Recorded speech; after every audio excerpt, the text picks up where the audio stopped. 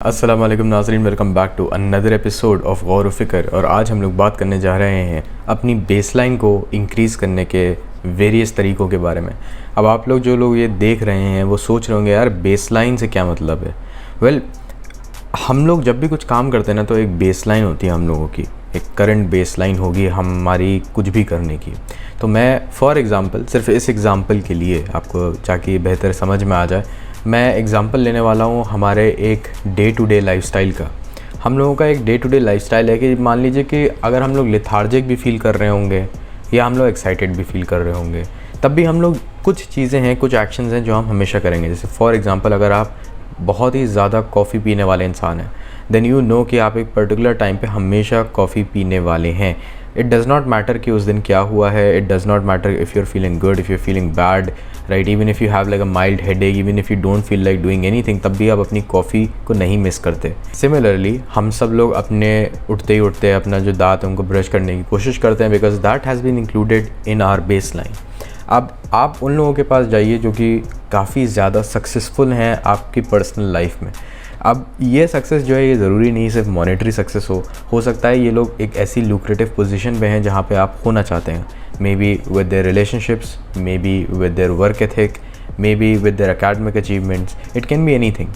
लेकिन आप उन लोगों के पास जाइए और उन लोगों से पूछिए कि उनका एक अनप्रोडक्टिव डे कैसा दिखता है। प्रोडक्टिव डे नहीं, क्योंकि प्रोडक्टिव डे में तो वो लोग एक्टिवली कॉन्शियस एफर्ट डाल रहे हैं बेहतर दिखने की, बेहतर होने की, राइट।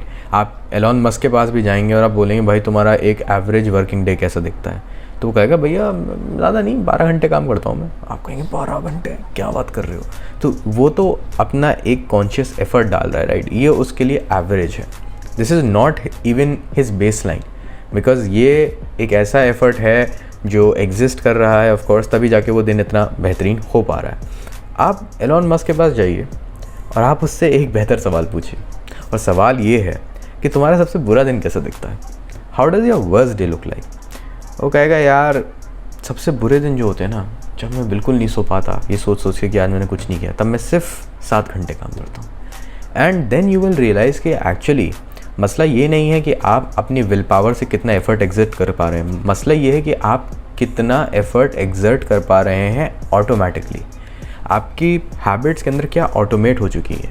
एक किताब है एटॉमिक हैबिट्स नाम करके, लेकिन मैंने वो पढ़ी नहीं, of course. This is something that I have realise through experience, through meeting some people who have crazy work ethics. Like मैं बहुत ज़्यादा रश करता हूँ उन लोगों की वर्क एथिक्स से। आई रियली विश काश मेरी वर्क एथिक ऐसी होती, you know. I am not somebody who works even 50% of how hard they work, and मुझे लगता है यार काश मेरी ऐसी वर्क एथिक होती। तो मैंने उनसे यही पूछा कि आपका एक अनप्रोडक्टिव डे कैसा दिखता है। तो लोगों ने मुझे ये बताया कि यार जब हम लोग अनप्रोडक्टिव होते हैं तो मान लो हम पूरा न्यूज़पेपर पढ़ने के बजाय सिर्फ 3 पन्ने पढ़ते हैं। मैंने सोचा कि यार जो 3 पन्ने हैं ना, अगर मेरा बुरा दिन जा रहा होगा तो मैं तो न्यूज़पेपर छूँगा भी नहीं। ये डिफरेंस है मुझ में और उन लोगों में। उन लोगों ने प्रैक्टिस कर करके अपना बेसलाइन इंक्रीज़ कर दिया है। मुझे पहले थ्योरी लगती थी, क्योंकि मैंने इसको कभी प्रैक्टिस में स्टडी नहीं करा था। हुआ तो मेरे साथ भी होगा, मेरी भी कई बेसलाइंस इंक्रीज़ हुई होंगी ओवर द टाइम, हो सकता है एडोलेसेंट पीरियड के दौरान, प्री प्यूबेसेंट पीरियड के दौरान, लेकिन इन सब के अंदर मैंने कभी भी इस चीज़ को कॉन्शियसली ऑब्जर्व नहीं किया था। लेकिन recently I got into running, मुझे रनिंग का एकदम से कहता है ना शौक हो गया। उसको कुछ लोग कहते हैं रनिंग मेनिया, जो नया नया शुरुआत में होता है ना, सबको एक्साइटमेंट कि भाई रनिंग करेंगे, बहुत ज़्यादा दौड़ लिए। तो मैंने उसको प्रिवेंट करने के लिए एक चीज़ करी, और वो ये था कि मैंने हल्के हल्के वॉकिंग से शुरू किया। And I started with walking, and I would like walk for like 10 minutes, फिर 15 हुआ, फिर 20 हुआ, फिर 30 हो गया, फिर मैं शाम को भी जाने लग गया, 30 से 1 घंटा हो गया। फिर मैं वॉक करते करते, तो इवन ऑन डेज जब मुझे कुछ नहीं करना होता था, मेरा बहुत ही बुरा दिन जा रहा होता था, मुझे कुछ करने का मन नहीं कर रहा होता था, तो मैं मान लो 60 मिनट्स में जाके मैं 10 मिनट्स वॉक करूँगा। बट वो जो 10 मिनट वॉक है ना, वो मेरा ओरिजिनल जो बेसलाइन थी, जो 0 मिनट वॉक थी, वो उससे ऊपर ही है एक तरीके से अगर आप देखेंगे। फिर वो रनिंग में बदल गया।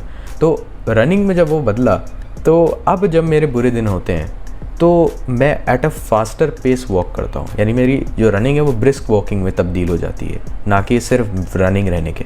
तो आप देख रहे हैं कि पहले तो एक बेसलाइन थी कि भैया ठीक है ये इंसान बिल्कुल वॉक नहीं करता।